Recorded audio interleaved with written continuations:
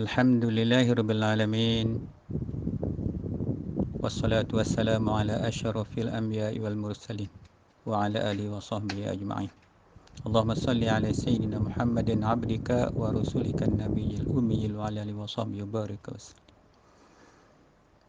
Amma ba'd. Alhamdulillah. Syukur pada Allah Subhanahu wa taala. So pada malam ini malam yang permulaan kuarantin untuk 14 hari lagi ni. So kita masih lagi berada di peringkat uzlah untuk peringkat yang ketiga dah ni. 3 ke 4 kan ni. Jadi itulah Allah punya kuasa. Tak ada siapa pernah terfikir apa akan berlaku kepada kita lagi. Sama juga dengan kehidupan kita. Kita pun tak tahu apa akan jadi di depan tu. Masa kita lahir dulu sampailah sekarang ni. Kita hanya tahu setelah perkara itu berlaku. Maknanya Tuhan dah tetap dah apa yang kita nak buat ni. Cuma pilihan tu berada pada tangan kita. Sama ada memilih yang baik atau memilih yang jahat. Seperti mana Allah sebut tu. Fa'alhamaha fujuraha wa taqwaha. Diilhamkan ke atas anak Adam itu jalan keburukan, jalan kejahatan dan jalan kebaikan. Ini Allah dah ilham dah. Dah beritahu kat kita awal lagi dah. Jadi kita yang akan menentukan kita nak pergi ke arah mana. Kita nak duduk kat mana. Sebab ini dalam keadaan pilihan kita. Jadi kalau ditakdirkan masuk dalam neraka lah. Kalau syurga lah. Macam mana nak ke sana? Inilah antara pemilihan yang kita nak kena buat. So jadi malam ini insya-Allah kita cuba ngintai baliklah kata orang. Ngintai ke mana? Nak ngintai balik mana kita ni, asal kita ni. Kita ni kadang-kadang confuse, kita ni datang daripada mana? Tiba-tiba ada je atas muka bumi ni. Tak tahu kedatangan kita tu macam mana. So jadi kita kembali balik kepada fitrah asal kita tu, kan? Kembali memurnikan balik, menyucikan balik segala diri kita ni daripada segala kekotoran yang telah lama kita berzulmah duduk di dalamnya itu. So kita nak keluar balik. Jadi alhamdulillah daripada kuliah semalam yang kita dah bincang panjang lebar, ada yang faham, ada yang tak faham. Tu biasalah tu dah mengaji, kan. Kalau orang yang baru-baru ni mengaji model-model ni dia tak sama nah. Ni saya nak cerita terang, memang tak sama. Tanyalah siapa yang mengaji, tak sama. Even kalau budak-budak pelajar ni pergi kat Mesir dengan budak dekat Jordan, dengan budak-budak yang mengaji di Syria, memang tak sama bentuk pengajian dia. Kadang-kadang kita tengok akhlak tempat ni macam ni. Orang yang mengaji dekat Syria macam ni, mengaji kat Jordan macam ni, mengaji kat UAE macam ni, mengaji dekat di Yaman macam ni, mengaji dekat Sudan macam ni. Macam tu. Jadi kaedah ni macam-macam, tapi ilmu-ilmu tu juga ilmu yang sama je. Cuma bentuk dengan guru mana dia belajar. Tu dia ikut kepada guru tu. So dia akan bawa apa yang dia faham daripada pengajian dengan guru.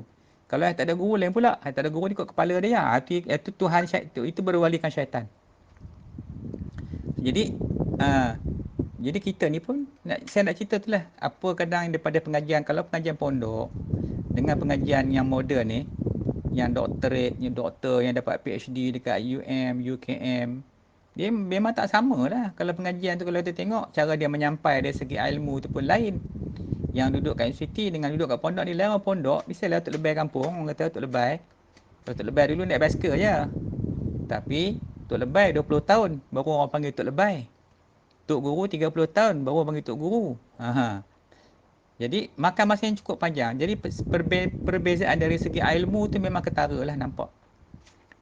Jadi macam malam ni saya ni taklah ke mana pun. Cuma sekadar kita kaedah ni mengikut pahaman-pahaman ahli sunnah wal jemaah ni, kita bawa kaedah tu yang kita faham. So jadi kadang-kadang mungkin ada orang dia bukan dia tak boleh terima, dia rasa macam mana ni macam mana benda ni, tak pernah ajar pun, tak pernah dia belajar pun. Memanglah kalau kita belajar dalam buku-buku dengan dalam kitab ni memang tak sama. Terutama kita ambil kitab-kitab orang cukup marah lah ni. Sebut kitab Kunin, Terbeliak pejam mata orang marah. Memanglah kita tu warna kuning. Cetakan dia tu cetakan kuning. Kertas tu kertas warna kuning. Tak adalah kuning sangat. Ha? Jadi ditulis oleh para ulama. Ulama-ulama yang tulis tu hebat-hebat. Macam saya cerita kemarin. Kitab Muyatim Musalli tu. Syahid Al-Fatani. Dah gelap tulisnya. Tapi tulisnya cahaya tu keluar kot jari. Mana datang ilmu tu? Bayangkan kitab ni orang tulis tu. Kitab ni lah orang marah sangat ni. Jadi kadang-kadang kata macam kitab ni tak betul itu dengan jadi penghinaan atas ulama-ulama dulu. Kalau tak ada ulama dulu, kamu pun tak merasa je dah jadi orang hari ni. Ilmu tu datang dari mana kalau bukan ulama yang bawa. So jadi kita kena berlapang dada lah banyak. Jangan kita nak petikai orang tu, petikai orang ni. Yang mana kita tak ada, kita tinggal leave it. Kalau kita faham kot sini, ikut apa yang kita faham. Yang saya buat kuliah ni pun bukan nak pergi ke mana pun, sekadar nak selesaikan musim uzlah ni. So malam-malam kita isikan dengan program kuliah, program kuliah kita ni yang sekadar nak betul balik tentang mana yang tertinggal. Semalam kita bincang panjang dah tentang fardu ain. Ilmu fardu ain tu pun jenuh kalau nak ngapai tu. Kan senang 3 ya kan banyak pun. Fiqh, tauhid, tasawuf. Cuba sebut tengok. Fiqh, tauhid, tasawuf. Khalas, selesai dah. Tapi dalam dia, Masya Allah, Tuhan je yang tahu. Tengok sakit kepala. Tapi itulah dia agama. Itu dah dia agama. Maknanya, orang yang beragama, dia kena faham ke semua ilmu tu. Tidak tak namakan agama. So gitu. So jadi insyaAllah semalam ni, sama-sama kita berkongsi sedikit sebanyak maklumat-maklumat lagi tentang ilmu ni. So jadi kalau tengok kan, kita ni bukan dengar ceramah sebenarnya. Kita nak mengaji. Kalau dengar ceramah ni, pergilah duduk panggil lah ustaz-ustaz ceramah. Kita pun dengar depan dia. Habis-habis. Yang ni kan nak ceramah. Yang ni kita nak mengaji. So, bila nak mengaji, lain cara dia. Niat kita pun lain. Pergi dengar ceramah kejap. Lain. Pergi mengaji lain. Tu kenapa? Pergi mengaji, dia ada kotak dia, ada pen dia, dia catat. Lepas dia hafal balik. Itu mengaji. Bukanlah nak periksa. Tapi dia nak faham ke ilmu tu. Sebab besok mungkin satu hari dia nak mengajar. So dia kena faham macam mana nak mengajar. Mungkin salah ke apa kerana dia tak faham dengan. So begitu. So jadi kita ni nak mengaji. So nak mengaji kita bagi fokus sikit kan. Begitu. Ini sebagai mukadimah. Jadi insya-Allah kita sambung kejap lagi.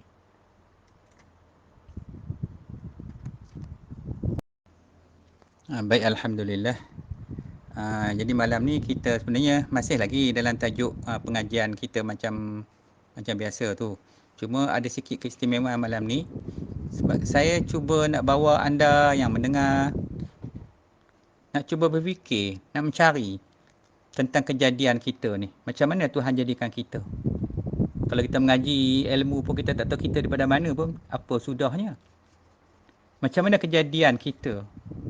Terfikir tak akan memang unik Allah ciptakan kita ni.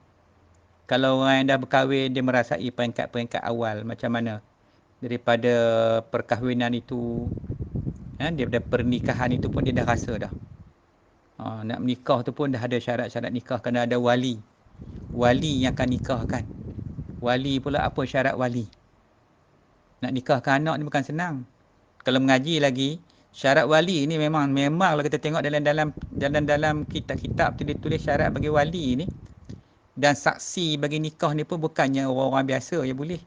Bukan boleh pakai kepiah hitam, pergi duduk sebelah tu, ni saksi. Tak boleh. Sebab dalam pernikahan ni, saksi ni, dia akan menyaksikan, dia yang membenarkan. Wali bagi nikah je, lepas tu wali ataupun Tok Kadi nikahkan, Tok Kadi tanya orang sebelah. Sah ke? Wali nak mengesahkan, Tok Kadi tu nikah je. Jadi yang berat tanggungjawab dia adalah wali, adalah ni saksi. Bila baca aku tu mana aku nikahkan dikau dengan anakku, contohnya dengan mas kahwinnya sekian begini. Maka pengantin pun kena jawab, aku terima akan nikahnya. Nikah tu macam nak spelling nikah kan, nun kap ha tu. Bukan nun kap ha, bukan ha marbutah tu, nun kap ha tu tak betul sebutnya. Nun aku terima akan nikahnya itu. Nikah tu, nikah bukan nikah. So jadi saksi pula tak boleh fasik. Saya ingat mari saya duk mengaji kat Kelantan kemarin. Nak pergi menikah tu Tok Imam tu, dia Tok Guru lah, saya ngaji dengan dia. Dia tak ambil kalau dia kenal orang tu. Terutama dia tengok kalau yang tak ngaji ni, pakai tak jadi saksi lah, dia tak bagi. Kan? Kerana saya tanya dia kenapa tak email. Kita tak say dia kata hak yang fasik. Saksi hak fasik dia tak ada. Sebab syarat kalau kita mengaji dalam kitab, syarat jadi wali, jadi saksi ni bukan senang lah. Sebab syarat dia kena wajib, dia kena tahu makna ketuhanan yang terkandung di dalam istirna dengan iftiqar tu di dalam kalimat la ilaha illallah Muhammadur Rasulullah tu. Tu nak jadi saksi, bukan main terjah aja, duduk sebelah pakai kopi hitam boleh, siapa-siapa boleh. Tak boleh pasal tu, saksi ni penting untuk membahagiakan pasangan yang dia nak saksikan itu. Kalau saksi dengan wali itu comel molek, masya-Allah. Jadi pasangan zuriat tu pasangan yang pengantin tu kan jadi elok. Tu penting dia. Kalau di India, Pakistan, kalau saksi atau wali tak berjanggut, pakai tak nikah lah. Wali tu mesti kena ada janggut yang nak nikah anak tu. Saksi pun sama. Tu Pakistan. Kita sini macam mana? Tu cerita mengaji. Jadi ilmu ni banyak kalau bab nikah kahwin, ni pula hukum hakam dia kat situ. Saya dulu sebab duduk dengan tok guru ni, jadi kita duduk. Nak nikah dia panggil. Weh, jom gini jadi saksi mentah. Kita diikut, kita tengok macam mana benda tu berlaku. Pasal benda ilmu ni kena tengok direct. So jadi bila susah kalau nak pilih saksi-saksi ikut suka ni tak boleh. Bukan saksi bayar RM30 ya. Dia kena tahu tu syarat dia. Sama juga dengan syarat sah sembelihan. Nak sembelih haiwan ni kau nak makan, syarat penyembelih, tukang sembelih tu dia kena tahu makna ketuhanan tu. Istighnaq dengan iftiqar tu dalam tu. Macam mana Allah tu dia nak macam mana kedudukan tu. Tak tahu yang itu, pakai tak makan lah. Tapi kita peduli apa tak? Asyik sembelih je, daging bungkus ke, daging import ke, daging apa ke, kita telan semacam je. Ada kita kira, kita pernah tanya siapa sembelih ni. Tukang sembelih tu kan semayang pun tak. Dulu macam masa di sini tu adalah satu kawasan tempat tu. Saya tanya dia, siapa yang sembelih? Kami lah. Budak-budak dadah. Sembelih ayam pakai kopiah. Lepas tu gisat dadah. Ini. Baik. So jadi kita nak tahu kita ni daripada mana. Kisah kita ni. Yang menariknya, bila kita belajar tentang kejadian kita datang daripada mana, baru kita tahu betapa mulianya kita ni. Allah jadikan. Tapi kita jadi hina bila kita tak tahu asal usul kita tu. Sebab tu kenapa Allah perintahkan supaya kita kena mengaji. Kita kena mengaji sebab apa? Ni mana ni kita sembang sikit-sikit lah. Saya pun tak nak lagi pergi heavy sangat. Sekadar sambil-sambil nak bagi kita ada kesedaran kat kita. Kita ni bukan calang-calang makhluk yang Tuhan jadi. Cukup hebat kita ni. Jadi sebab tu kejadian tu, kalau tengok daripada awal macam mana, kita tengok bincang sekejap malam ni. Macam mana yang Tuhan jadikan kita daripada nutfah. Nutfah tu kalau kita tengok, nutfah ni, dia peringkat awal. Dalam rahim ibu tu, ni dah sampai ke rahim dulu ni. Sekarang kita cerita pula kita tempat mana kita datang, roh tu pula. Ini kejadian jasad kita. Peringkat pertama bermula selepas persenyawaan tu. Atau minggu pertama, ianya bermula setelah berlakunya percampuran air mani. Air mani. So jadi, masa nak mula berlaku tu pencampuran. Masa sebelum berlaku pencampuran tu, berlakulah orang panggil persetubuhan antara dua pasangan suami isteri ni. Yang saya cerita dulu macam mana kejadian yang Nabi sebut, yang Nabi tanya Aisyah tu macam mana tentang, dia kata, tahukah kamu wahai Aisyah apa itu al-mugharibun ni. Yang Aisyah kata dia pun tak tahu. Itu Nabi pun ceritalah al-mugharibun ni iaitulah orang yang bersetubuh, suami bersetubuh dengan isteri tanpa membaca doa persetubuhan tu. Maka ulama dia tafsir balik panjang lah, dalam saya tengok dalam hadis. Dia tafsir balik bahawasanya al-mugharibun tu bila suami tak membaca doa bersama isteri dia tu masa dia nak bersetubuh tu, maka iblis tu, jin tu tadi masuk duduk di dalam zakar lelaki dan berlengkar di dalam zakar lelaki tu. Zakar bapak tu lah. Duduk di situ. Maka ketika persetubuhan tu berlaku, takdirkan oleh Allah Ta'ala, maka jatuhlah benih si bapak tu di dalam rahim ibu. Benih tu. Benih bapak tu jatuh ke dalam rahim ibu, maka bersamanya bersabit ia, bersentuh ia, duduk sekali persetubuhan tu bersama dengan jin tadi, maka takdirkan dapat anak, maka anak tu dia panggil al-mugharib. Al-mugharib ni maknanya anak yang bersentuh, bersama, bersekutu persetubuhan tu sama dengan jin. Benih tu benih yang sangkut dengan jin. Maka anak tu memang teruk lah. Memang masalah budak ni. Nak didik dia payah. Ni Punca tadi dia start pada mula tu. Pada masa pernikahan tu dah mula, masa akad nikah tu. Masa akad nikah tu bila dia terima, aku terima akad nikahnya tu, maknanya si suami ni tadi dia mengambil beban. Dia mengambil beban daripada bapa mentua dia tu. Kita kata berapa persen beban tu? Katalah 95%. 95% bebanan daripada bapa tu tadi dia ambil pindah atas kepala dia. Bila dia mengaku aku terima akan nikahnya itu, maka beban tu berpindah. Hak bapak tu pergi terus ke si suami tu. So suami akan menanggung. Kata ada 95%, tinggallah 5% lagi lah lebih kurang itu untuk dia dengan mak-mak keluarga dia yang perempuan ni pula. Maka sebab tu beban ayah tadi, ketaatan isteri kepada ayah dah habis dah, tinggal kepada suami pula. Dia mula kat situ dah. Dia mula jadi siapa wali masa tu, siapa saksi masa tu, semua dia ada pengiraan itu. Sebab tu nak menikah ni tak boleh ikut suka, kena pilih dulu. Cari orang yang betul-betul faham bab hukum hakam. Pasal menikah ni, agama nak melahirkan zuriat. Penting tu, nanti zuriat semua huru-hara macam mana? Dah teruk sangat orang kata, ustaz nak buat macam mana? Buang saka je lah. Buanglah jin tu. Entah boleh tak boleh, wallahualam. Kita cuba ada ikhtiar tengok. Dah pening kepala dengan anak beranak semua. Sebab tak jaga pada awal lagi. So berlakulah masa tu. Jadi bila berlaku persetubuhan tu tadi, maka itulah keadaan dia baik. Jadi tak apa yang tu. Kemudian macam mana pula daripada mana pula datangnya benih ni? Benih ni selalu yang kita sebut yang mana Datuk Imam duk baca dalam surah tu. Dia kata apa? Yakhruju min baini sulbi wat taraib. Jadi kalau dalam ayat tu, maka hendaklah manusia memerhatikan. Ni ayat awal dia sebelum dia tu. Apakah dia diciptakan dari air yang terpancar atau yang keluar dari antara tulang sulbi dan tulang dada, taraib tu. Sebelum tu ada lagi ayat lain yang saya baca tadi tu. Jadi yang keluar tu antara tulang sulbi dan tulang dada. Taraib yang sulbi itu daripada benih lelaki.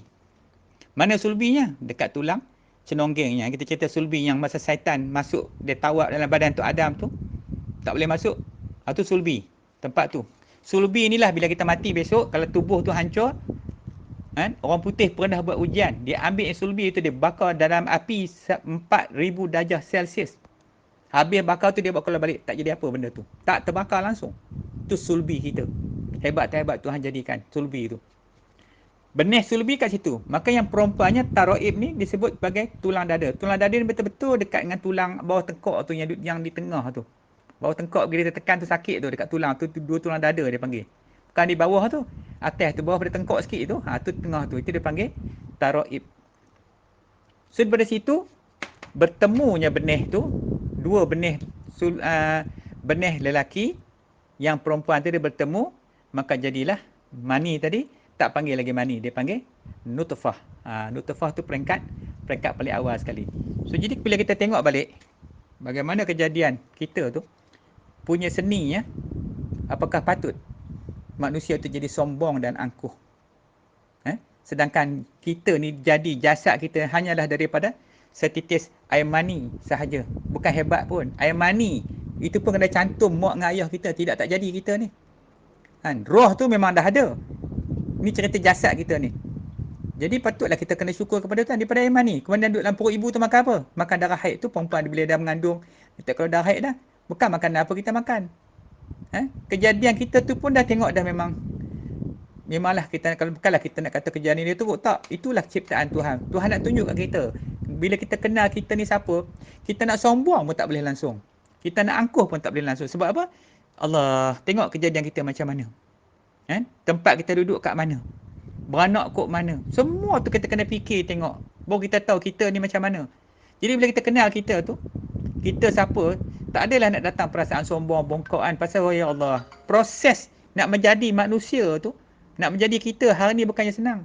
Lepas tu kita sia-siakan waktu hidup kita, bukan nak beribadat kepada Allah, dengan sesatnya, dengan tak kenal Tuhannya, dengan sombong, dengan cakap lah. Semalam saya cakap, orang sombong ilmu ni lagi dahsyat pada orang yang tak reti ilmu sombong. Orang yang jahil ni dia sombong, kita tak heran. Tapi yang paling teruk ni, yang berilmu disombong. Pasal syaitan tu, berapa ekor syaitan yang kita bincang kemarin? 16 ekor. 16 ekor syaitan duk tunggu lah. Kau menuntut ilmu, ni cara dia. Dia dah ada SOP dah syaitan ni. SOP dia nak cucuk hasut, dia nak tipu tok guru macam mana, dia nak tipu ulama macam mana, dia nak tipu tok mufti macam mana, nak tipu ustaz macam mana, nak tipu manusia macam mana. Dia dah ada SOP dia. Apa dia nak kisah? Kamu mati esok, orang lain hidup, dia tipu orang lain pula. Itulah kerja dia. Yang penting, Azazil kata, aku ndak manusia ni masuk dalam neraka sekali dengan aku. Itu kerja Azazil. Ni cerita dia. So ini yang kita nak kena faham. So bila kita faham bab macam ni, barulah kita tahu Allah, tak ada apalah aku ni. Pasal tu bila lagi kita mengaji, lagi jelas pada kita, lagilah kita tak jadi orang yang sombong. Maka setiap masa kita akan berfikir, macam mana aku nak jadi baik? Macam mana aku nak jadi soleh? Kan? Jadi itulah yang kita duk fikirkan. Kalau sekarang ni kita tak fikir lagi. Okey. Kita sambung kejap lagi, baik. Alhamdulillah. Kita sambung sikit lagi ya. Baik. Kali ini pula, bila kita dah faham bahawasanya kita ni dijadikan oleh Allah bukan suruh berseronok atas muka bumi ni. Kadang kita heran balik, habis apa tujuan Tuhan? Sebab Tuhan nak uji kita. Tuhan nak uji kita. Bukan saja-saja Tuhan jadikan kita ke muka bumi ni. Sebab tu Allah sebut, bila kita mengaji Quran, bila mengaji apa yang disebut-sebut di dalam Quran, hadis Nabi, dalam kitab-kitab yang ulama tulis, baru kita tahu kita ni dah tersasar dah. Dah tergelincir dah. Mujur Allah kesian kat kita. Allah sayang kat kita lagi. So Alhamdulillah, musim ni, Covid ni, apa rahmat dia? Makin lama baru kita nampak rahmat Tuhan. Ya Allah, boleh juga aku mengaji. Kalau tidak, duk sesat larat tu lah sampai ke sudah. Pantang dengar orang mengaji, lari. Pantang dengar orang mengaji, lari. Tapi kali ni, tak apalah, terkurung pun. Kita mengajilah cara-cara kita, cara bodoh-bodoh kita ni.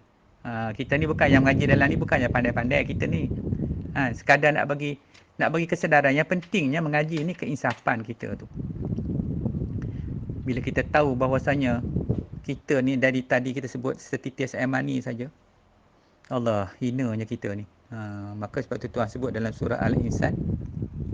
Apa yang Allah sebut dalam tu? Inna khalaqnal insana min nutfatin amsyajin nabtali faja'alna husami'an basira. Jadi Allah kata apa? Allah kata sesungguhnya kami telah menciptakan manusia daripada setitis air mani yang bercampur, yang kami hendak mengujinya dengan perintah dan larangan. Kerana itu kami jadikan dia mendengar dan melihat. Sampai macam tu Allah sebut dijadikan kita ni daripada apa? Tadi kita duk bincang setitis air mani. Setitis air mani ibu kita, setitis air mani bapa kita. Jadilah nutfah, jadilah kita tu. Nanti panjang lagi sampai alaqah, sampai mudghah, kita akan sembang kejap lagi. Ni nak cerita permulaan tu. Kita nak tahu kenapa Tuhan jadikan kita ni. Allah nak uji dua benda je. Satu perintah, satu larangan. Ni kita akan sembang kejap lagi. Macam mana yang Allah takdirkan atas kita tu, yang Allah tawarkan kepada langit dan bumi. Semua tak nak. Tiba-tiba manusia yang terima. Maka ini. So jadi sebab itu dijadikan Allah uji kita tu. Dengan perintah dan larangan. Jadi kerana itu Allah kata kami jadikan dia mendengar dan melihat. Dua benda Allah sebut kat sini. Mendengar, melihat. Itulah dua benda yang kita guna. Yang banyak kita guna mendengar, satu melihat itu kan. Mata melihat, telinga mendengar. Baik. Jadi salah satu tujuan kepada manusia ni adalah untuk diuji. Tidak aku jadikan manusia dan jin ni untuk apa? Untuk berdepan dengan ujian-ujian Tuhan. Allah jadikan manusia jin untuk diuji. Untuk beribadat kepada Allah. Diuji itu maknanya untuk beribadat. Kau nak beribadat kan, kau nak berdurhaka kepada Allah. So pilihan dua je. So dalam ni pilihan dua. Allah bagi pilihan dua je. So jadi dalam surah Al-Insan ni apa yang Allah sebut? Iaitu dua benda, pendengaran dan penglihatan. Faham tak baik? Pendengaran dan penglihatan. Jadi sekiranya ada salah satu anggota tersebut pada seorang manusia, maka dia adalah mukallaf. Maknanya orang mukallaf ni dia ada salah satu tu. Ada orang boleh mendengar tapi dia tak boleh melihat, dia buta. Maka dia juga dikira sebagai sebagai mukallaf. Ada orang pekak tapi dia boleh melihat, masih mukallaf. Ada yang boleh mendengar, boleh melihat, mukallaf. Jadi sebab itu anggota ni yang perkataan yang mendengar, melihat mata dengan telinga ni lah sebagai tempat kita nak kena uji. Maka sekiranya manusia tu dilahirkan tanpa kedua-dua benda tu, pekak, telinga tak dengar, mata buta, maka dia bukanlah mukallaf. Dia tak ada tanggungjawab lagi dah. Nak diuji apa? Dah telinga tak dengar, mata tak boleh tengok. Apa nak diuji? Ini. Jadi macam kita tengok anak-anak yang kita panggil anak istimewa tu lah. Tak kisahlah sama ada autism ke, Down syndrome ke. Dengan akal dia tak sempurna, macam mana nak diuji? Tengok keadaan mereka tu. Tu. So jadi, bila anak macam ni, maka akan insya-Allah Allah akan pendekkan umur dia di dunia ni. Dia tak lama hidup. Kan? Pasal dia bukan untuk diuji, sebab dia tak sempurna yang ni. So jadi bila kita ni, alhamdulillah saya rasa yang mendengar pada malam ini kebanyakannya ada dua-dua tu. Ada telinga tapi degil, pekak, tak nak dengar. Ada mata melihat tapi buta. Orang kata bukan buta apa? Kalau orang Melayu sebut buta apa? Buta perut. Dia tak melihat hakikat kebenaran yang Tuhan punya bagi kat kita tu. Segala nikmat yang Tuhan bagi. Dia duduk sombong, dia tak habis siang malam. Bongkok tu yang kita duduk sembang tadi tu. Jadi bila ada mata lihat. Lihat apa? Mengenal Allah itu dengan melihat alam ciptaan Tuhan ini. Apa tandanya Allah wujud? Kalau kita mengaji sifat 20. Apa tandanya? Baharu alam ini. Baharu alam ini. Maknanya Allah menjadikan alam ini. Siapa yang menjadikan alam ini? Apakah alam itu mampu menjadi sendiri? Tak mampu.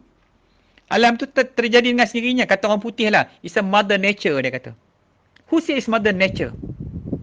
Mesti ada yang menjadikan. Maka, dia tak nak melihat. Tambah yang atheist. Lagi teruk. Ada telinga tak nak dengar. Nasihatlah berasap. Kalau lagi mengaji, mana pun dengar, kalau dia kena paksa. Kata kamu dengar tak tadi? Masuk telinga kanan, keluar telinga kanan. Tak sempat sampai ke telinga kiri. Dah keluar dah. Habis kuliah, perangai macam tu juga. Tak nak berubah. Sebab apa? Ada telinga tak nak dengar. Dia pekakkan telinga dia tu. Ni orang pekak ni bahaya juga. Memekakkan telinga tu satu hal. Jadi kita kena faham. Sebabkan kita ada dua-dua deria ni, maka kita termasuk dalam golongan mukallaf yang Allah bagi pilihan kepada kita untuk menerima ujian. Sama ada nak pilih Islam ataupun nak jadi kufur dengan Allah. Hari ini ada dua-dua jenis macam ni atas muka bumi ni. Dua-duanya. Satu yang pilih Islam, satu yang jadi kufur kepada Allah. Orang-orang kafir dia pilih nak jadi kufur. Orang Islam dia pilih nak jadi Islam. Itu pun ramai orang Islam dah tak jadi Islam dah. Tak tahu lah Islam tu duduk kat mana. Kalau tanya dia, kau punya Islam, kau Islam tak? Bang, kejap. Kau Islam tak? Ustaz pakcik, Islam. Islam kamu duduk kat mana? Islam saya kah? Duduk kat hati pakcik. Oh, macam tu ke? Kalau gitu, cik ni Hindu pun sama lah. Orang kafir pun sama lah. Kata ada orang, you Islam kah? Ya, saya Islam. Mana Islam tu? Kat hati. Kalau semua kat hati tu senang lah. Habis Islam kat mana? Islam ni, bila menerima dua ucapan kalimat syahadah. Bila dia menerima ucapan tu, dia ikhrar. Semalam kita duduk bincang. Iman, Islam, ihsan. Nabi kata apa? Nak jadi orang beriman, dia pertama kena ikhrar. Ikhrar tu dia jadi orang Islam dah. Dia benar dengan hati, dia jadi orang mukmin. Dia amal dengan anggota jawarih dia, tanda bukti dia kepada Allah. Dia jadi ihsan kat situ. Tu ada 3 tempat kat situ. Maknanya nak jadi orang Islam ni kena ikhrar. Kena mengucap 2 kalimah syahadah. Boleh jadi Islam. Masa dia menerima ucapan tu, masa tu dia kira dia tu dah jadi mukallaf, dah jadi Muslim. Baru dia jadi Islam masa tu. Bukan jadi Islam. Ni duk harap Islam tok nenek. Kamu Islam, mak bapak siapa orang Islam. Dia duk harap Islam yang itu. Yang tumpang tu. Kalau ikut mazhab Maliki, kalau mazhab Maliki ni, Imam Malik, dia kata apa? Apabila anak-anak kamu telah sampai pada usia akil baligh, maka hendaklah anak itu disyahadahkan. Disyahadahkan dengan meniatkan atas diri anak itu. Anak tu kena niat. Niat apa? Niat fardu atas diri aku sekali seumur hidup. Kerana Allah. Jadi anak tu masa nak mengucap syahadah tu, dia kena niat yang syahadah dia ucap tu fardu atas diri dia. Kata Imam Malik, Ni salah satu 4 mazhab ni. Tajuk ni kemudian saya bincang nanti. Kita panjang lagi tajuk ni. Ha. Jadi nak memahami tentang kedudukan Islam, iman macam mana, ihsan macam mana, bukan main terjah aja. Kita duk harap Islam lagu mak bapak kita. Kemudian perangai hak duduk amarah tu yang kita duk bincang hak semalam tu. Kalau tu dia itulah penyakit bila jahil. Jahil ni dia macam api tau, api jahil ni. Dia makan kebaikan kita habis licin. Dah lah amal susah. Semayang pun harap hak wajib je. Hak sunat ni Allah seksa nak buat. Dia kata buat sunat buat apa, kan wajib pun. Ha. Tu pun macam ayam patuk je. Cucuk dah siap. 3 minit, khalas. Siap dah. Ha. So, jadi balik persoalan kita. So, jadi di sini, bila cakap tentang mukallaf ni tadi, pilihan kita tu Allah bagi. Sebab Allah nak uji kita daripada titis air mani tadi, lalu Tuhan bentuklah sampai jadi manusia, sampai lengkap penciptaan dalam rahim ibu tu, sampailah tempoh 120 hari. Nanti saya masuk sekejap lagi. Kenapa tempoh tu? Kenapa ada tempoh yang macam mana dimasukkan roh pula? So yang ni selesai. Jadi yang kita faham ni tentang, baru kita faham belajar tentang mukallaf. Apa itu mukallaf? Dan mukallaf tu ada saya tulis dalam teks tu. Di mana mukallaf ni orang yang mempunyai ciri-ciri orang yang telah dibebankan. Maknanya kita panggil jatuh taklif syarak. Bila anak ni sampai umur akhir balik tu, jatuh taklif syarak atas segala hukum hakam. Hukum syarak tadi tu.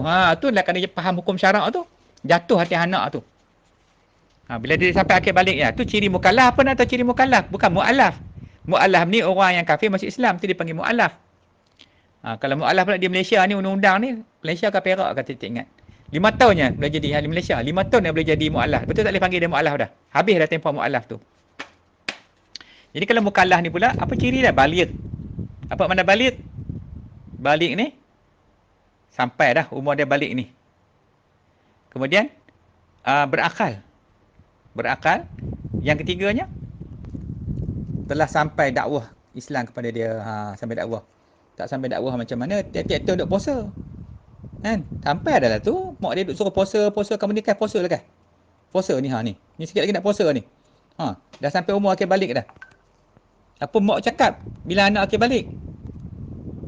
Mak tu cakap apa? Mak kata, kamu perempuan ni kena pergi belajar mandi junub tu.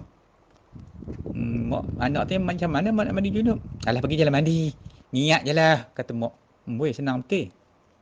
Jatuh mak aja anak. Anak perempuan tak tanya bapak punya. Dia mesti tanya mak dia. Kalau mak tu cerdik tak apalah. Kalau mak benda kelima dengan bapak dengan anak juga. Mandi pun tak sah. Mandi junub diri. Siapa? Orang mandi junub kena duduk dulu, basuh dulu. Segala kemaluan apa, dubur, kubur semua tak kena selesai dulu. Boleh buat.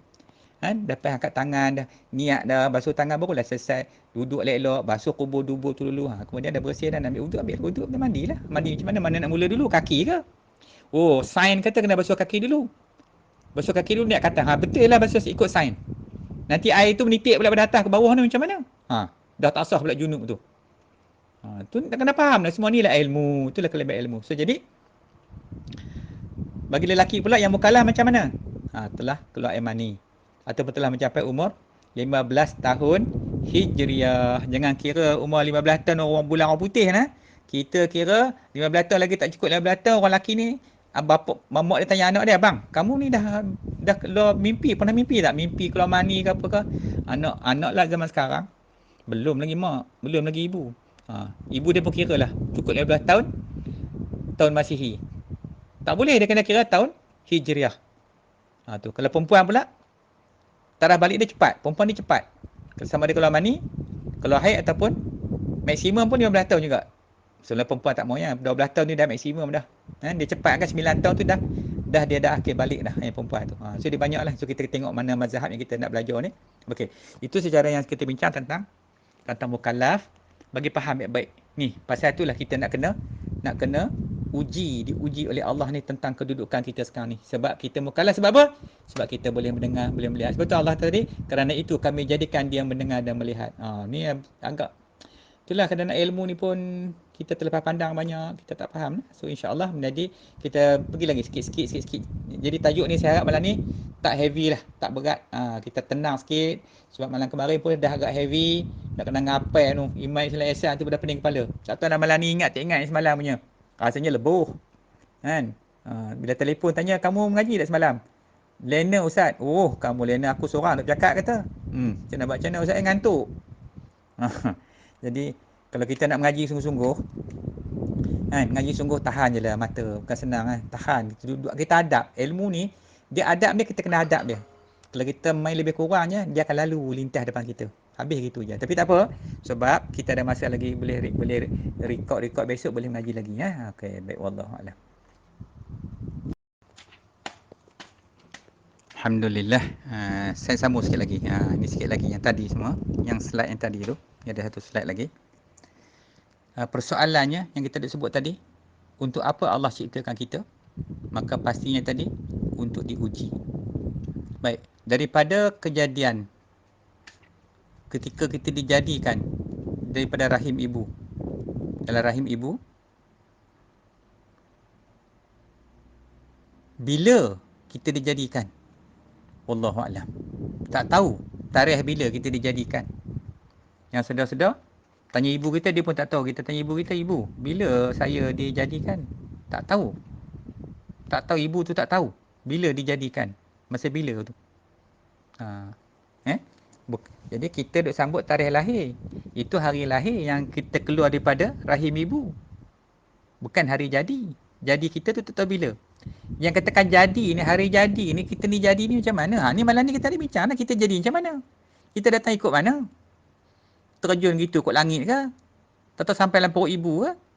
Macam mana kita duk seronok sangat sembang sebut hari jadi tu. So kira lah orang putih tu. Orang putih tu dia kan tahu tentang macam dah kejadian roh di atas langit tu. Dia sedar-sedar dia kira hak jasad tu. Maka dia pun ciptalah hari jadi. Pakat sambutlah happy birthday. Jangan happy birthday lah. Saat lagi kot jadi agama majusi lah. Duduk pergi sembah. Buat kek sebutir. Buat kek. Buah api. Tiup. Jadi agama majusi. Kecil-kecil ajar anak dah jadi majusi. Siapa ajar? Mak. Mak kalau jahil dengan pak jadi gitu. Dia bukan kira agama. Dia seronok ke dia. Asyik hari jadi ya, birthday, nak kena buat kek juga ke? Kenapa tak buat kambing biryani ke, ikan panggang ke? Kenapa nak buat kek juga? Kek tu syarat dia jadi. Punya nampak tu. Lekat dah kat kita benda lagu tu. Benda tu penting ke? Perlu ke? Tak. Bila tak tahu kita jadi, kita ni jadi daripada apa, datang kat mana, ni jadi penyakit ni. Jahil ni. Bukan jahil, jahiliah dah. Jahiliah ni kan tak cerdik. Berilmu tapi tak faham agama. Buat ikut suka dia. Nafsu dia nak buat. Mari pak, mak. Ra'i pak hari ni. Hari perkahwinan pak bapak. Perkahwinan pula. Buhlah kek situ. Nah, pakai potong kek. Tak kata bid'ah pula yang tu. Ya? So jadi, tak tahu bila. Allah yang tahu. Okey. Jadi, roh akan diturunkan dari lahut, alam lahut ke dalam jasad bila cukup tempoh 120 hari kejadian. Maknanya pada nutfah tadi, bermulanya nutfah tu, tarikh jatuh nutfah tu, bertemu itulah tarikh kejadian jasad nah, bukan roh nah. Kalau nak sambut ni happy birthday, hak jasad sambut. Jangan nak sambut roh. Lepas ni ubah sikit. Ni nak sambut apa? Sambut hari jadi jasad. Cakap gitu senang. Bukan betul. Ni nak sambut dengan roh sekali. Roh benar ada hari jadi dia, kita pun tak tahu Tuhan jadi atas langit tu. Sedar-sedar kita dah ada dah. Daripada tak ada kepada ada tu. Nak sambut lepas ni, sambut hari jadi jasad. Tulis gitu. Cakap gitu. Orang tu pelik ni kamu ni. Tak pelik betul lah tu. Mana kita tu bila kita jadi. Cukup 120 hari. Maka roh pun dimasuk dalam rahim ibu. Ini saya cerita kemudian. Kemudian ibu pun mula dah berasa pergerakan berlaku dalam perut dia. Itulah tanda dia. Roh tu tadi dah sampai ke dalam rahim ibu. Okey, cantik. Kemudian, waktu permulanya ujian masa bila? Akil balik. Jadi anak tu dah besar. Dan besar sampai tu. Dia besar-besar tu sampai akhir balik. Tu bermulanya ujian. Jadi sebab tu Allah kata tadi yang terbaca. Lalu Allah jadikan telinga untuk mendengar. Mata untuk melihat. Dua benda ni lah yang kita jadi mukallaf. Dua benda ni lah. Sebabkan mata kita mendengar, mata kita melihat, telinga kita mendengar, maka kita kena uji dengan Tuhan. Saya cakap kat budak saya, ramai. Saya ada satu buta kat KL tu. Budak tu yang buta tu ramai duk ikut saya tu. Saya cakap dia, kamu pun kena ingat. Kamu pun kena uji. Jangan kamu ingat pasal buta kamu terlepas. Kamu macam orang lain juga kena belajar juga. Jadi saya cakap dia orang tu budak tu. Cuma yang pekak saya tak nak cakap. Susah pasal dia kena pakai bahasa dia. Yang buta ni tak apa, dia dengar. Itu kelebihan. Orang buta ni ada kelebihan dia. Okey, baik. So jadi dalam apa Tuhan sebut lagi dalam satu ayat dalam surah Al-Mu'minun ayat 115 yang Tuhan sebut, afa hasibtum annama khalaqnakum abasa wa annakum ilaina la turja'un. Maka adakah kamu maka adakah patut kamu menyangka bahawa kami hanya menciptakan kamu dari tiada kepada ada? Maknanya patutkah kamu kamu menyangka yang kami jadikan cipta kamu tu daripada tiada kepada ada tu sahaja, dengan tak ada sebarang hikmah pada ciptaan itu? Macam tu je, cipta macam tu je. Allah cabar kita. Ni Tuhan cabar kita. Dan kamu menyangka pula tidak akan dikembalikan kepada kami. Ada kita menyangka tak balik. Kalau orang Islam dia tahu dia mati balik kepada Allah, tapi dia tak buat persediaan, dia tak preparation untuk balik kepada Allah, dia tak buat. Dia tahu. Sebab apa? Syaitan kata dia, bang, kamu jangan risau lah, kamu tak mati lagi, okey je. Tak dalam duk cakap tak mati tu boom, accident, mati terus. Itu kerja syaitan, hak 16 ekor tu. Salah seekor tu, duduk pujuk tu. Sehingga kita hanyut dalam kejahatan, maksiat yang kita buat. Bila berlaku benda-benda maksiat macam ni, tanpa kesedaran, semakin jauh kita dengan Allah. Sebab itulah, bila mati orang cakap apa? Inna lillahi wa inna ilaihi raji'un. Kami datang dari mana? Daripada Allah lah. Balik pun kepada Allah. Kemana kita nak pergi lagi?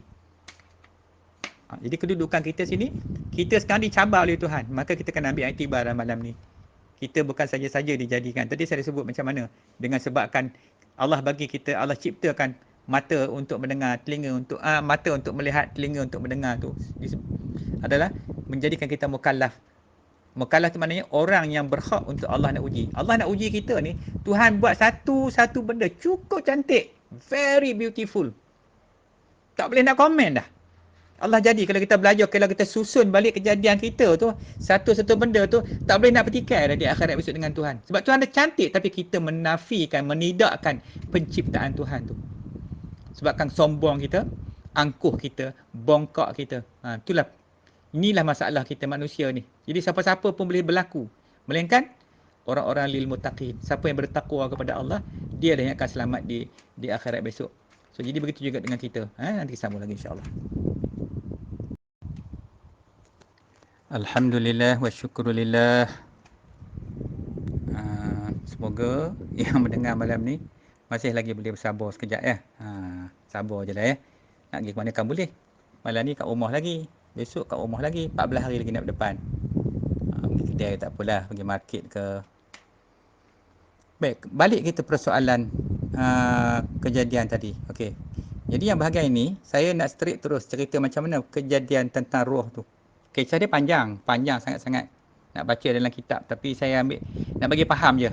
Nak bagi faham, kita nampaklah kita ni dulu dekat mana. Kan? Baik, kita nak cerita kedudukan ni sebenarnya peristiwa ni berlaku di alam roh. Di alam arwah tu yang disebut tentang alam lahut tu. Di alam tu. Ni berlaku penyaksian yang pertama sekali. Setelah Allah menjadikan sekalian roh, maka roh tu disusun-susun berbaris-baris mengikut zaman yang dia tu akan diturunkan. Kalau kita ni bukan zaman Nabi Adam lah. Nabi Adam tu roh yang zaman Nabi Adam tu, roh anak cucu tu Adam tu satu saf. Kemudian sampai Nabi tu, anak ni satu saf. Sampai ke kita ni satu saf. Maknanya yang turun abad ini, sekali ni kita sebenarnya kita berada di satu saf di alam roh tu dulu. Di alam arwah dia panggil. Semua duduk kat sana. Kemudian roh tu tak ada nama. Semua roh tu bernama Muhammad. Panjanglah cerita ni bernama Muhammad. Baik. Jadi setelah Allah susun, lalu Allah bertanya. Dan ingatlah dalam ayat dalam surah Al-A'raf ni. Dan ingatlah ketika Tuhanmu mengeluarkan keturunan anak-anak Adam dari sulbi mereka, dan Allah mengambil kesaksian terhadap jiwa mereka seraya berfirman. Ketika Allah buat keluar daripada sulbi tu Adam tu ni, zuriat kita ni, zuriat Adam ni, kita ni. Lalu Allah mengambil penyaksian. Allah ambil penyaksian atas kita. Apa Allah tanya kita masa tu? Allah tanya kita, kita jawab. Allah tanya, alastu bi rabbikum? Bukankah aku ni Tuhan kamu? Apa jawab roh? Roh menjawab. Roh jawab apa? Apa roh jawab? Syahidna. Kata roh kita. Syahidna. Benar engkau Tuhan kami. Kami menyaksikan. No, tu ramai tu. Semua jawab. Syahidna. Kami menjadi saksi. Kita ni, kita jawab semua ni. Tak kira lah kafir tak kafir, semua roh menjawab.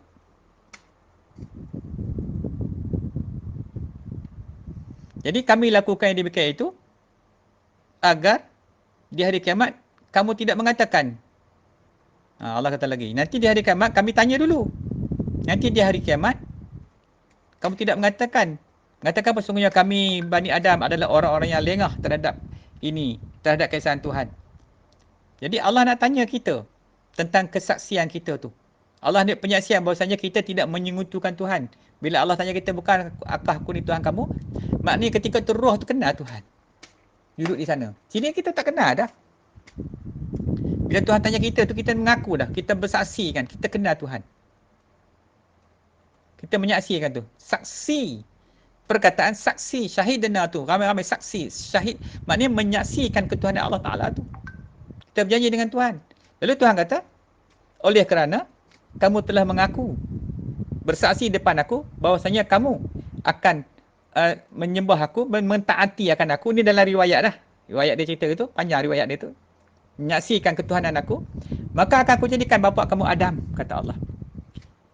Dan gunung ganang, bukit bukau, langit, semua yang Allah aku akan jadikan untuk menjadi saksi atas apa yang kamu ucap depan aku hari ini.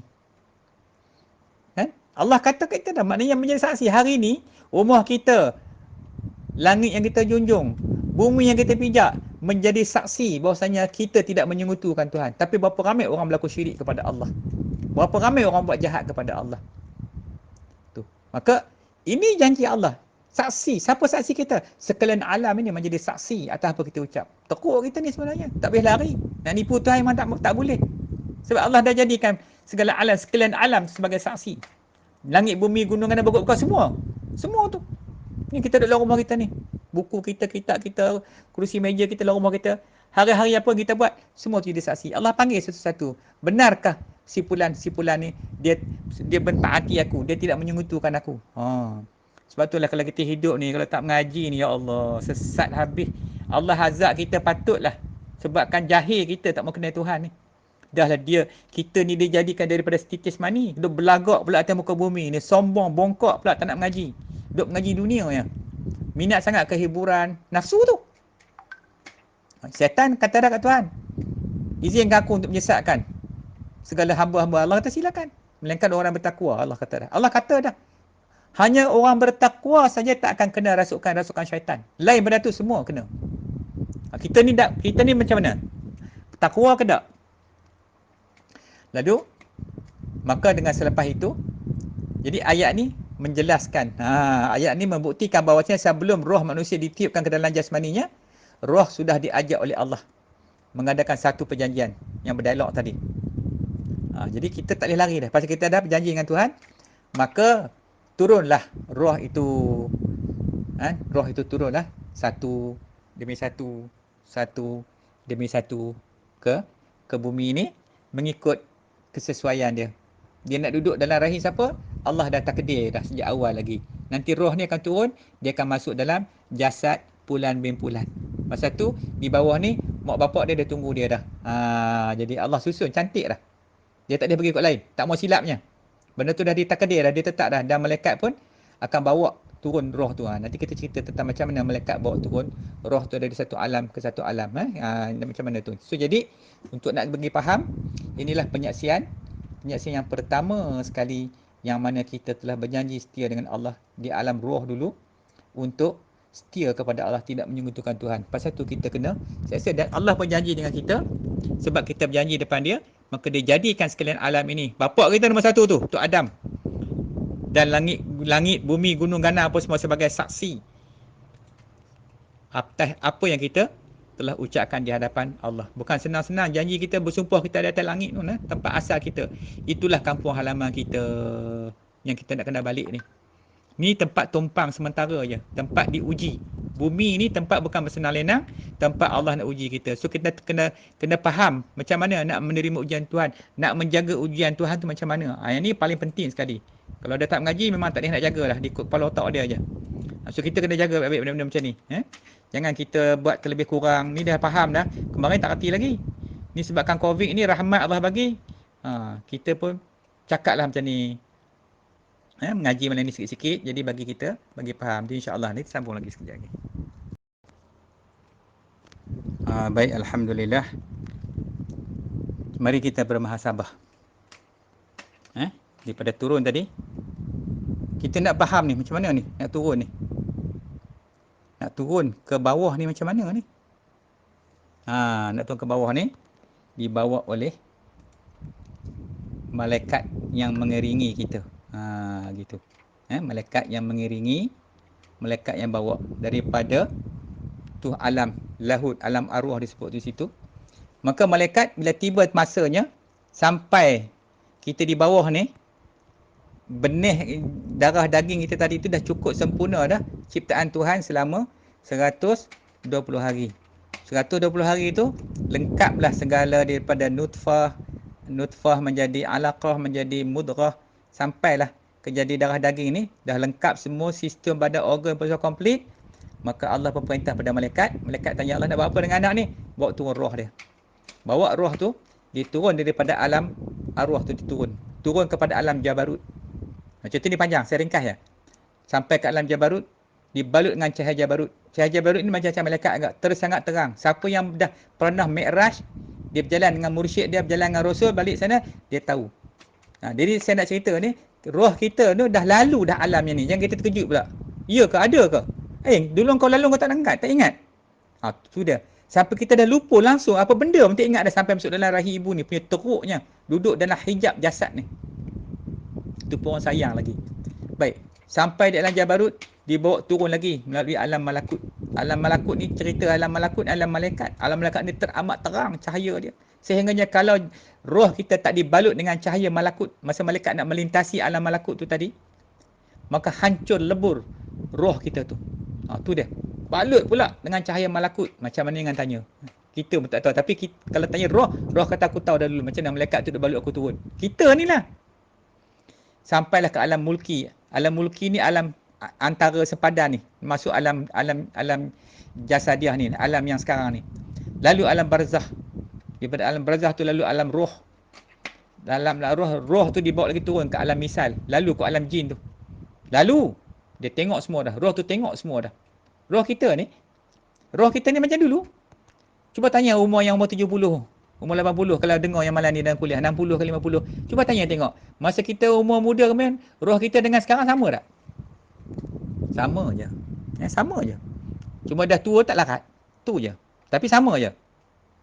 Tanyalah apa pun. Pasal makan, pasal apa. Roh tu sama. Dia tak muda, dia tak tua. Dan dia tak mati dah. Daripada tak ada ni cipta. Dia panggil tu yang ciptaan ardi yang mendatang tadi. Allah ciptakan tu, kita ni. Daripada tak ada, tiada, ada dan ada selamanya. Tak mati dah roh ni. Yang mati jasad. Jasad tu yang hancur lebur. Tu. So jadi, diturun melalui alam jin, sampailah alam syahadah. Maka masuklah ke dalam rahim ibu. Maka duduklah di rahim ibu tu. Okey. Kemudian, berapa lama dia berada di situ? Maka berada dalam rahim ibu selama 9 bulan. Dengan makan dia darah haid ibu tu. Hinanya aku. Dekat tu je hebatnya. Lepas tu, cukup tempoh. Ada yang 9 bulan lahir. Ada yang 8 bulan lebih. Ada yang 7 bulan. Macam-macam lah. Tak ada tetap tarikh kelahiran tu. Ada yang lahir caesarean. Ada yang lahir ikut jalan biasa. Macam-macam kaedah lahir. Maka, sampailah kelahiran itu.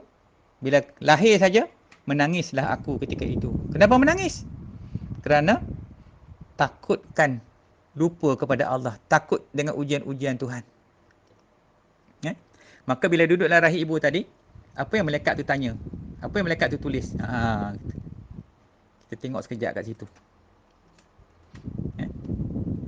Kejadian kita tu masa dibawa turun dulu. Daripada nutfah tadi, dahlah kita dah semua siap dengan tingkah laku yang berbeza-beza lelaki perempuan. Tu beza lelaki perempuan tu. Lelaki tak ada perempuan, perempuan tak ada lelaki. Kemudian daripada nutfah ni, bagi lelaki, maka terbentuknya saraf, tulang dan bentuk badan dia. Manakala dari nutfah perempuan pula akan terbentuknya darah daging. Ni.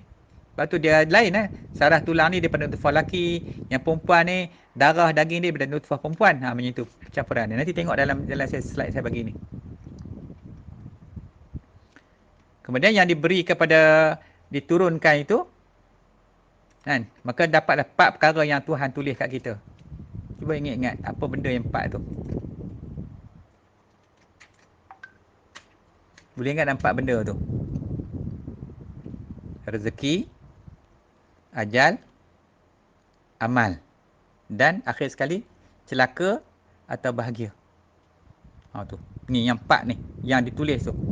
Betul dalam satu hadis Nabi sebut diriwayat oleh Abdul Rahman ni. Jadi Abdul Rahman bin Abdullah bin Mas'ud radhiyallahu anhu. Beliau berkata Rasulullah sallallahu alaihi wasallam menyampaikan kepada kami, dan beliau adalah orang yang benar dan dibenarkan. Sesungguhnya setiap kamu dikumpulkan penciptaannya di perut ibunya sebagai dari setitis mani nutfah selama 40 hari.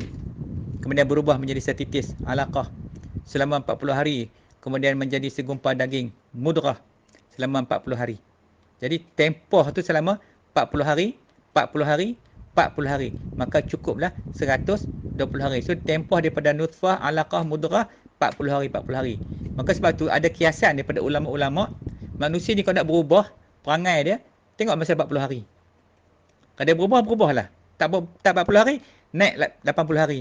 Tak 80 hari, naik 120 hari. So tempoh tu 40, 40, 40. Mana jumlah total 120 hari. Cukup 120 hari jasad tu. Lalu malaikat diutuskan.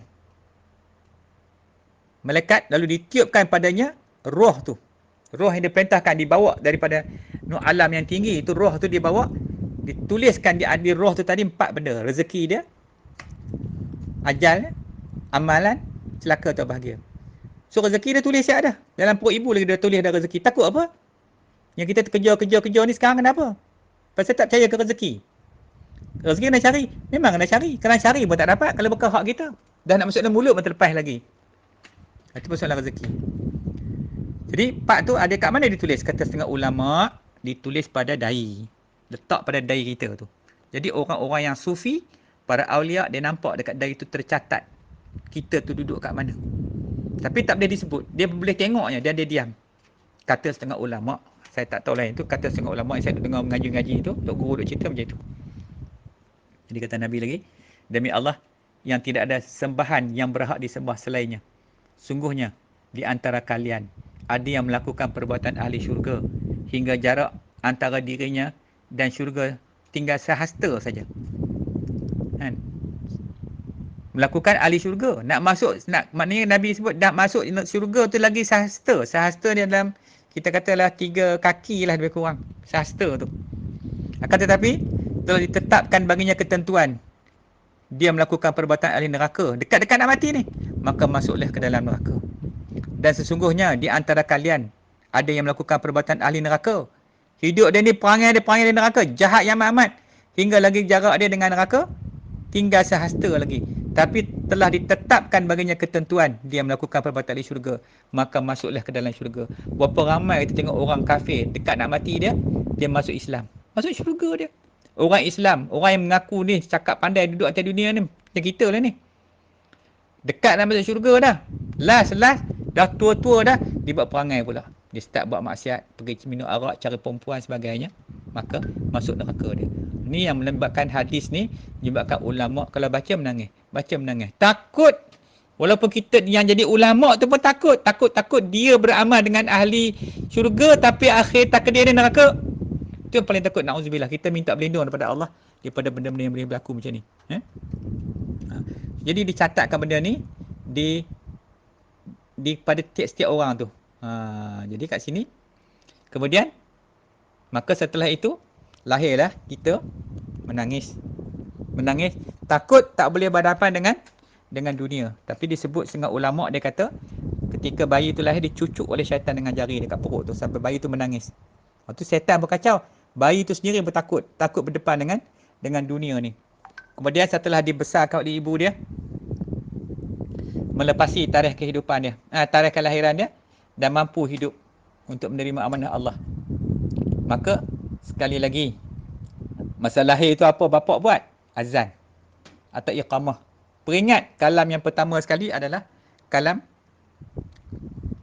la ilaha illallah Muhammadur Rasulullah. Itu kalam yang pertama, ingat kat anak. Masa di alam nur dia dah bersyahadah dah. Dia mengaku dengan Tuhan dah. Turun ni sekali lagi dalam rahim ibu, malaikat tanya dia, apakah kamu sanggup menerima amanah Allah? Malaikat tanya lagi sambil dia tulis tu. Maka jawab anak tu, sanggup. Maka hiduplah anak tu. Yang amanah tu yang Allah tawar pada bumi, bumi tak ada, langit-langit tak ada, semua tak ada. Hanya manusia yang ada. Allah tanya lagi, malaikat tanya, anak tu kata sanggup. Maka sanggup tu hidup. Yang mana yang tak sanggup, maka anak tu dimatikanlah.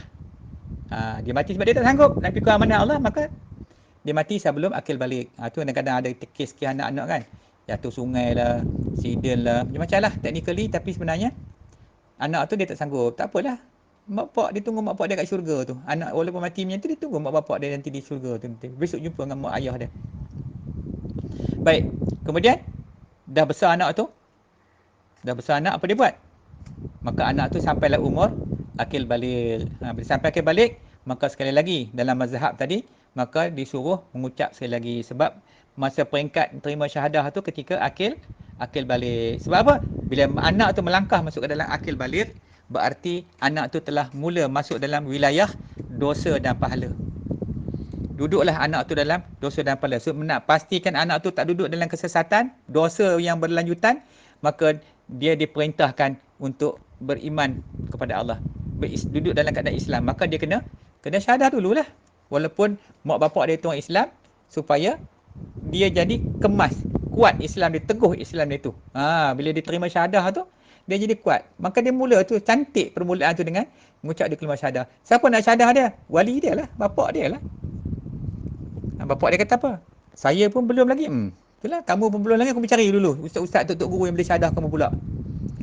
Wali ni, nak jadi wali, bapak ni bukan senang. Nak nikah anak pun susah. Wali ni kerja wali. Nak jaga anak ni, nak jaga Islam anak, iman anak, wali punya jaga. Tu, dan itu tak apa. Nanti kita sembang panjang lagi dalam bab dua kalimah syahadah saja. Jadi hiduplah anak ni tadi. Saya nak cerita dia punya history dia. Hiduplah anak ni tadi. Sampailah anak tu besar, sampai besar. Jadi dia dah fikirlah kedudukan dia. Kemudian akhir sekali anak manusia tu, anak tadi dah besar, dewasa, tua mungkin muda, maka matilah dia. Apakah mati dalam keadaan Islam? Jadi kita selalu dengar ayat ni yang disebut, ya ayyuhallazina amanu taqullaha haqqa tuqatih wala tamutunna illa wala antum muslimun. Jangan kamu mati nah. Jangan mati melainkan dalam Islam je. Allah suruh, dan hari-hari khutbah Jumaat ni dah 4 minggu tak dengar khutbah ni, semua bekat pening kepala dah. Satu dunia dah pening dah, sampai ke Mekah, Madinah dia pun dah menangis Datuk Imam. Nak sembahyang Jumaat tak boleh. Kita kat sini dah 4 kali dah. Orang tanya saya, ustaz apa hukum nak hukum macam mana? Benda darurat dah tak boleh pergi sembahyang, kan jangkit habis dengan Covid tu. Ni cerita dia. So jadi janganlah kamu mati melainkan dalam keadaan Islam. Nak jadi orang Islam ni kan senang, kita nak bincang ni, nak kena tahu itu, tahu ini, semua kita nak kena mengaji dulu. Itu ikhtiar kita, usaha. Mudah-mudahan Allah terima usaha kita tu. Jadi sampai sini dulu malam ni. Saya pun tak nak panjang, dah pukul 11 dah ni. Jadi insya-Allah kita share lah, kita kongsi ilmu-ilmu, mudah-mudahan walaupun yang saya sampai ni tak sempurna. Saya rasa banyak cacat celah dia. Kalang kabut tahu je lah. Petang ni bersiap kita nak buat itu, buat ini kan. Ni berapa slide dah, saya ingat 8-9 slide ni. Jadi banyaklah kekurangan dia. Kalau nak harapkan 100%, saya pun tak janji sampai cuma sekali. Tetapi kalau dia ulang-ulang, fahamlah lebih kurang proses kita ni datang daripada mana. Tadi kita sambut hari jadi. Hari jadi apa? Hari jadi jasad. Tu, ubah sikit ayat tu. Rohnya bila sambut hari jadi? Masa umur 120 hari roh tu turun. Roh tu tak ada jadi dah. Nur kat langit, siapa tahu? Tak ada orang tahu kejadian dia kat langit macam mana Tuhan jadi. Bila? Wallahu alam. Allah je yang tahu. Jadi itu pun nak kena ubah juga. Budak-budak ni pula kena dididik macam itu, sampai ke besar, sampai ke tua, dia duduk setiap tahun sambut hari jadi. Sambut hari jadi. Bukan sambut hari jadi, sambut hari jadi jasad gitu. Badan tu, hari jadi badan tu pun tak tahu betul ke tidak kiranya. Yang cukup tempoh tu. Cuma hari lahir, yang hari dia beranak, itulah baru jadi hari lahir. Tapi dia sebut happy birthday, kenapa? Hari lahir tu ya, happy birthday. Betul juga, happy birthday. Buatlah, nak buat. Jangan duk tiup lilin sudah jadi majusi pula sekarang. Kau tanya saya, tak minat benda tu. Tak ada pun. Saya tak peduli pun bab macam tu. Jadi kalau boleh kita elaklah membazir. Ikut kelakuan-kelakuan syaitan tu bukan tak ada faedahnya. Jadi insya-Allah jadi kita malam ni dulu. Jadi mudah-mudahan apa yang kita bincang dalam ni minta pada Allah supaya Allah bagi dalam hati kita rasa kegerunan, ketakutan kita. Sekurang-kurangnya at least kita tahu kita ni datang daripada mana dan nak pergi ke mana. Kan? Asal tadi baru faham sikit-sikit macam ni. Bukan nak faham banyak-banyak. Faham sikit-sikit dulu jadi. Dah faham esok. Lepas COVID ni Ustaz, macam mana Ustaz? Cadang kita nak continue ke ni kuliah dalam online ni? Ustaz cakap seorang. Kamu dah lena? Lena tak apa? Mengerah terus. Kata nak ngaji? Macam mana? Kan? Memanglah saya tak nampak kamu.